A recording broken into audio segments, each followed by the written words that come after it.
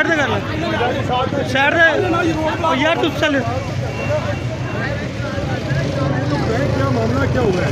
क्या पता, मैं यहाँ अंदर आई, इन्होंने मेरा रास्ता ब्लॉक कर दिया।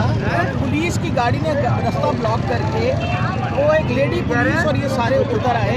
उतर के आके उन्होंने कहा कि जी आप हमारे साथ गाड़ी में बैठे। मैंने कहा जी मैं क्यों बैठूँ, मुझे पता तो पता चले।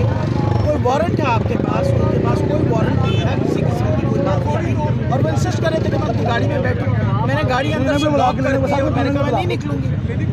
और अब उस दौरानिया में लोग इकट्ठे जिंदाबाद होने शुरू हो गए। आप लोगों को इन्फॉर्म किया, पार्टी को इन्फॉर्म किया। थोड़ा सा लेफ्ट राइट थोड़ा सा यार एक मुकाबले के गलतफहमी